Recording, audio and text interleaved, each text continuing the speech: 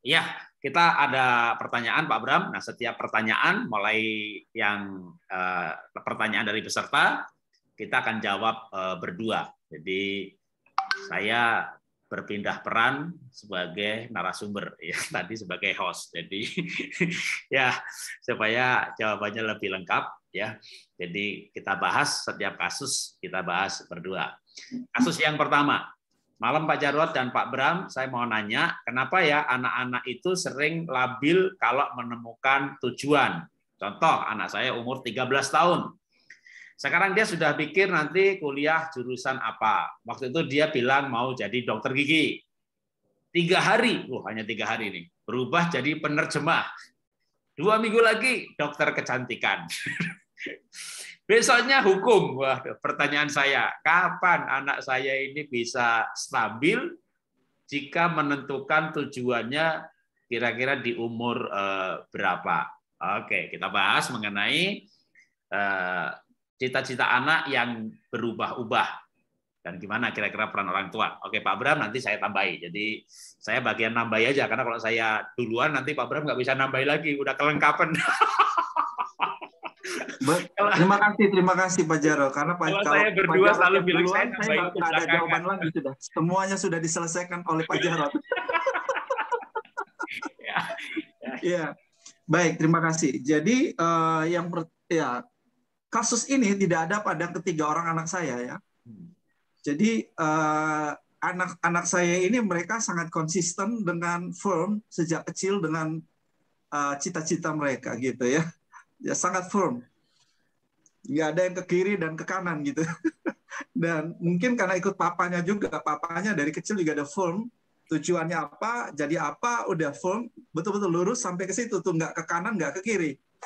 Mungkin Bapak yang bertanya ya, Pak Rudi atau siapa yang bertanya tadi ya? Ya. Ya, menurut saya sih Bapak nggak usah terlalu ini karena memang usia anak, usia remaja itu masih labil, memang umumnya begitu ya. Umumnya begitu ya karena ada banyak pilihan sana sini, ada faktor pengaruh teman, ada faktor hal-hal yang dia lihat di sekitar realitas-realitas fakta-fakta yang ada di sekeliling di dunia kerja ya, dan juga mungkin ada perasaan-perasaan yang tiba-tiba muncul enakan jadi begini jadi begitu gitu ya. It's okay Pak, nggak usah terlalu dirisaukan gitu ya, karena kalau menurut saya nih ya itu kalau di masa remaja itu kita anggap aja masa eksplorasi ya, masa eksplorasi belum ketemu yang kuat banget di dalam dirinya gitu. Dan bahkan saya ketemu Pak Rudi, saya assess banyak juga yang sudah selesai kuliah Pak.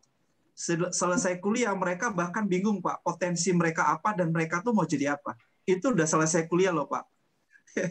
Apalagi yang masih remaja seperti itu ya, masih pancaroba. Lanjutkan Pak Jarod, dilengkapi. Ya, pertanyaannya bukan dari Pak Rudi, dan karena ini direkam dan dipublish, saya tidak pernah menyebut siapa yang bertanya. Jadi nanti kita cukup jawab pertanyaannya, walaupun dia pertanyaannya kepada everyone, tapi saya akan baca saja pertanyaannya tanpa menyebutkan nama yang bertanya. Tapi kali ini memang juga bukan Pak Rudi ya. Oke, saya akan bahas mengenai anak yang cita-citanya berubah. Biasanya anak usia TK itu cita-citanya idealis banget. Jadi kalau Bapak Ibu di sini punya anak TK, coba ditanya, nanti kan pilot, astronot, dokter, presiden, wah pokoknya hebat-hebat sekali. Karena memang di TK itu anak-anak TK diajarkan sama gurunya punya cita-cita setinggi langit gitu ya, dan mereka belum mengerti biaya kuliah. Nah, waktu SMP itu masa perubahan yang sangat labil memang, karena memang masa pancaroba. Jadi labilnya itu bukan hanya di perilaku, tapi seiring dengan perilaku itu sebenarnya seiring dengan hormonalnya kan, umur 10 tahun wanita pubernya itu kan 12, tapi ada pre-pubertas 2 tahun di muka. Kalau laki-laki nggak pakai 2 tahun di muka. Jadi laki-laki langsung 12, wanita di 10 tahun hormonalnya bergejolak luar biasa, ada perubahan perilaku. Perubahan perilaku pun diiringi dengan perubahan yang lain-lainnya, termasuk cita-cita. Nah, biasanya remaja itu cita-citanya mulai yang dia sukai. Yang dia sukai itu berhubungan dengan minat. Kalau tadi Pak Bram sempat nyambung minat. Nah, minat dalam arti yang dia sukai. Contohnya pengen jadi chef, animator, YouTuber gitu. Kalau waktu TK, wah masih idealisnya insinyur, dokter, astronot, pilot gitu ya. Dia lihat baju tentara keren, apalagi dia suka main perang-perangan, tentara, jenderal gitu. Bagi SMP, jangan takut kalau anak itu cita-citanya pemain sepak bola, chef, nggak mau lagi dia insinyur gitu ya. Dan cukup banyak diwarnai, dipengaruhi sama teman. Nah, begitu SMA, betul-betul dia mulai serius sebenarnya apa yang mau menjadi cita-citanya. Nah, melihat perubahan anak ini sebenarnya wajar, tetapi menurut saya juga tidak boleh dibiarkan. Kalau saya lebih sering menganjurkan itu assessment, jadi ilmiah, ya. Secara ilmiah karena kecerdasan bisa dites, kemampuan bisa dites, ya. Tergantung mau menggunakan dasar apa. Jadi ada beberapa macam dasar kan, misalnya mau menggunakan dasar pribadinya, temperamen dasarnya, maka analisa temperamen dasar, sanguin, flekmatik, melankolik. Oh, melankolik teliti, jadi cocoknya dokter. Oh, sanguin banyak ngomong berarti marketing dan seterusnya gitu ya. Itu berarti menggunakan dasar temperamen dasar. Tapi menggunakan satu dasar kadang belum cocok untuk si anak. Karena dia orang melankolik, cocoknya yang teliti-teliti, dokter, notaris. Nah, otaknya mampu apa enggak? Maka sebenarnya bisa dikombinasi ya. Kalau misalnya temperamen dasar, foto karakter, DISC itu ilmu yang sama sebenarnya, cuma beda istilah. Ya, kolerik ya dominan. Kalau bicara foto karakternya merah nih, merah ya kolerik sama. Jadi itu sebenarnya 3 ilmu beda istilah. Maka kalau menggunakan 3 macam itu, Pak saya udah tes Pak, DISC, foto karakter, temperamen dasar, itu mah bukan 3, itu 1 macam ya. Hasilnya jadi kalau mau dikombinasi. Jadi misalnya kalau mau menggunakan personality, apa itu kepribadian? Kepribadian lebih kompleks. Kepribadian itu disusun diantaranya oleh karakter atau temperamen dasar. Tapi yang muncul itu kepribadian. Nah, kepribadian kalau menggunakan Kamus Besar Indonesia kan adalah total atau sifat hakiki dari pribadi yang dibangun oleh. Nah, kata olehnya itu ada di situ, karakter dan seterusnya. Nah, kalau contoh tes kepribadian yang ada di Google gratis itu MBTI, Myers-Briggs Type Indicator. Nah, itu lebih tajam karena membagi manusia dalam 16 macam. Jadi kalau misalnya anaknya nanti pengen jadi, ini kan yang ditanyakan ini kan antara dokter, penerjemah, hukum. Nah ini lompat ya, bukan satu areal. Berarti ini bingung. Kalau satu areal itu misalnya dia bingung antara marketing atau event organizer atau coach. Itu berarti dia udah tahu siapa dirinya. Dan dari satu jenis pribadi, 3 itu satu areal. Tapi kalau antara pemegang saham, jadi coach, hukum, itu lompat-lompat bidang. Berarti ini anak belum tahu siapa dirinya. Nah, maka orang tua membawa anak tahu siapa dirinya, paling bagus assessment.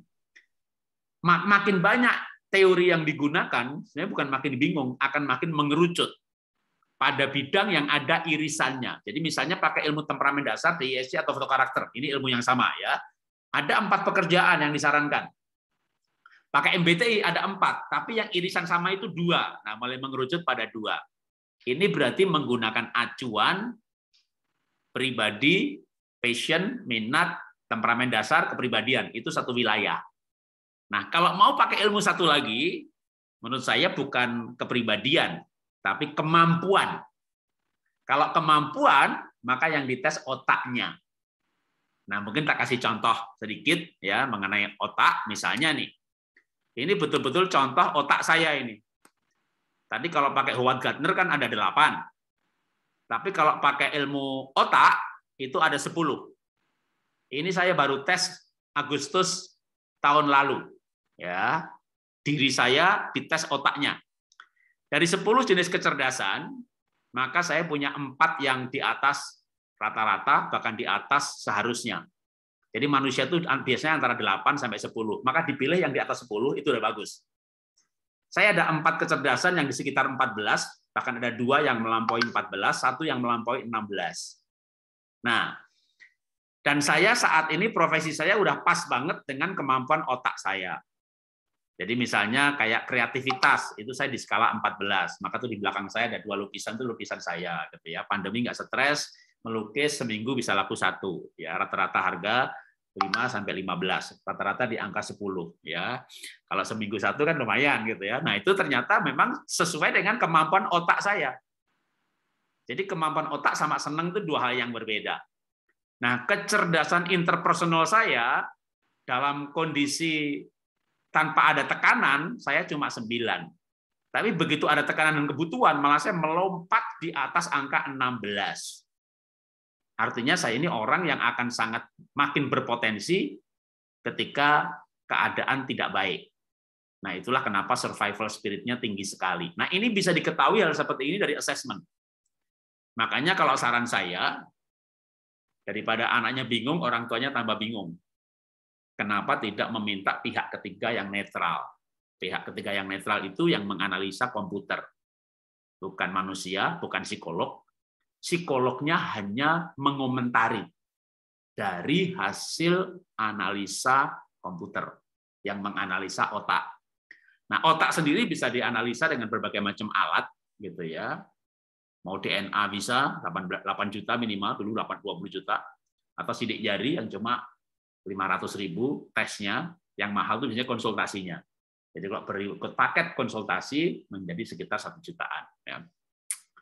Atau beberapa lembaga coach juga biasa melakukan analisa, biasanya menggunakan kombinasi dari personality, temperamen dasar, dan foto karakter. Tapi itu tidak sampai kepada otak. Nah, kalau saya menyarankan untuk dikombinasi seandainya terjadi kebingungan. Ya. Kalau anaknya udah jelas, tadi seperti anaknya Pak Bram yang misalnya dari awal udah maunya passionnya dalam bidang fashion gitu ya, art, hobinya itu, senangnya itu, kemampuannya terbukti itu juga, itu udah pakai bingung itu. Bahkan nggak perlu tes macam-macam, udah di endorse saja, didukung, udah jadi itu sukses itu ya. Tapi kalau anaknya bingung, orang tuanya bingung, ya saya menyarankan untuk melakukan assessment. Ya, Tuhan memberkati.